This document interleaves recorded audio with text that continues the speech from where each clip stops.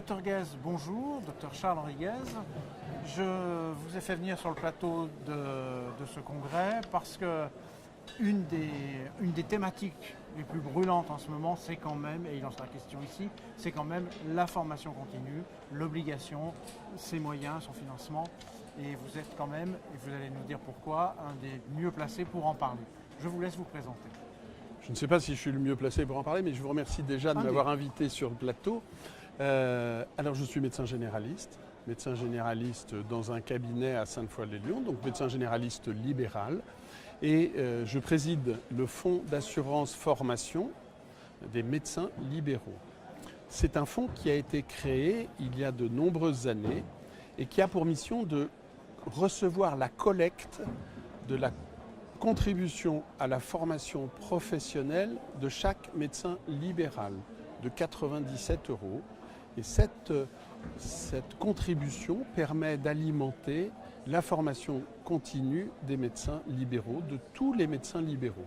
On peut peut-être dire que cette collecte, ce n'est pas que les médecins libéraux, c'est toutes les professions libérales qui sont astreintes à la payer, cette quête, pardon.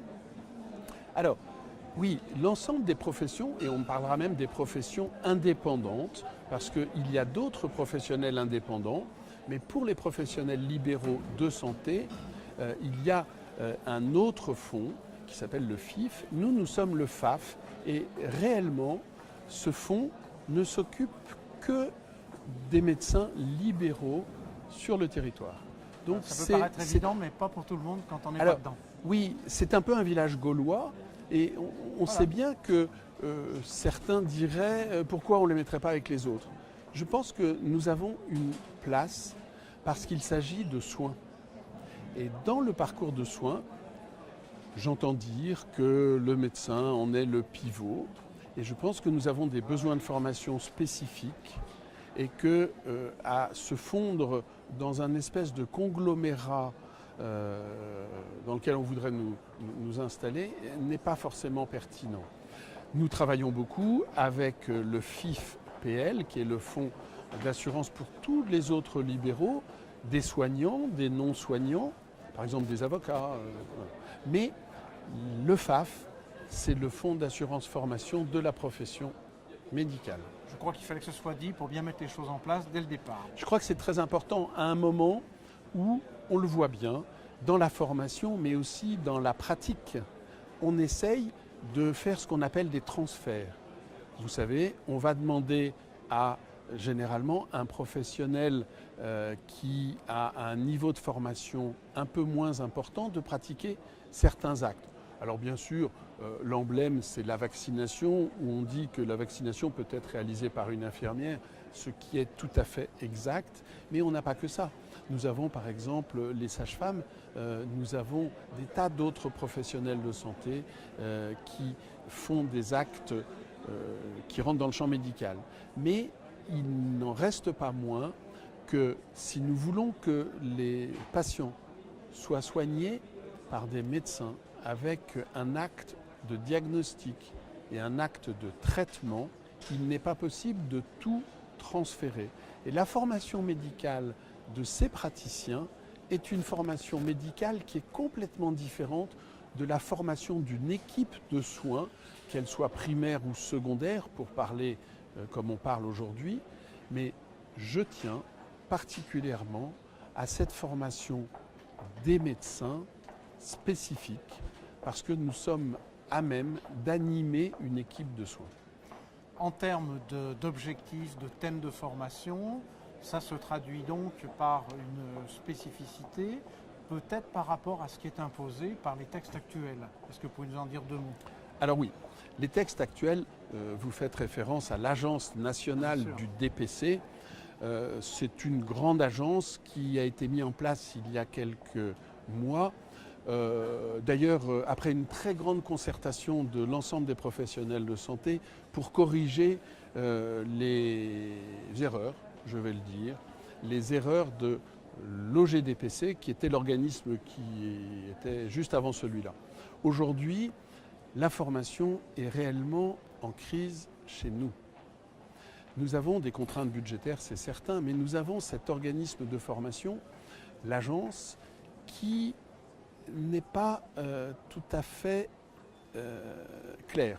Est-ce qu'on peut dire que les contraintes thématiques rejoignent les contraintes budgétaires quelque part? Alors les contraintes thématiques, elles sont très claires.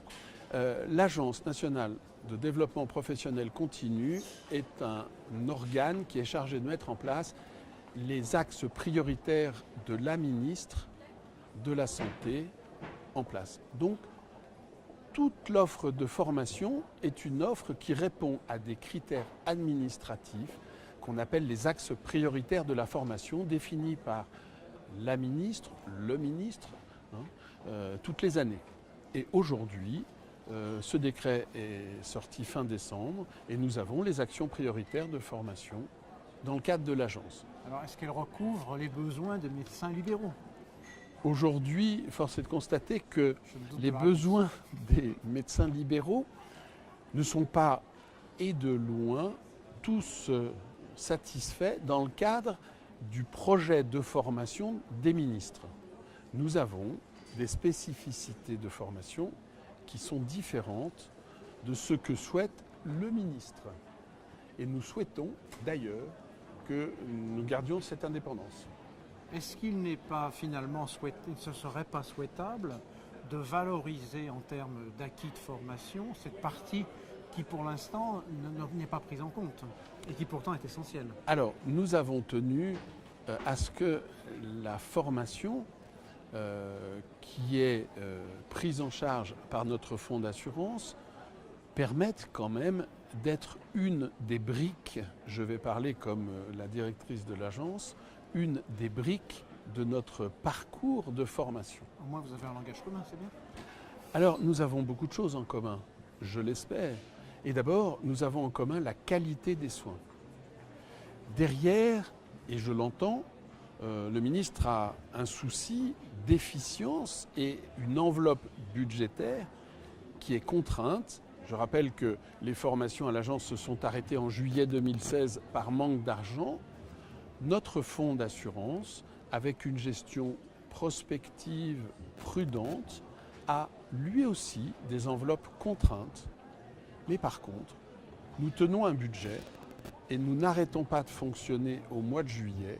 Nous accompagnons les professionnels de santé, quels qu'ils soient, médecins généralistes, médecins spécialistes, dans tous leurs programmes de formation, sous réserve naturellement que les structures qui dispensent ces formations soient des structures habilitées par notre fonds pour permettre d'en valoriser la qualité, l'efficience et aussi le coût. Le mot de la fin, c'est quoi? C'est une requête, c'est un espoir, c'est quoi?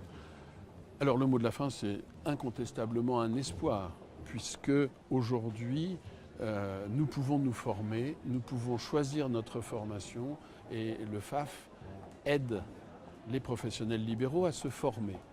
Il ne reste pas moins que si nous avions des disponibilités financières plus importantes, nous pourrions avoir une offre de formation beaucoup plus étoffée qui satisferait probablement encore plus de confrères. Non, je pense une note d'espoir, mais il faut que nous soyons tous persuadés du fait que notre formation est à défendre, la formation initiale est attaquée, la formation continue l'est encore plus.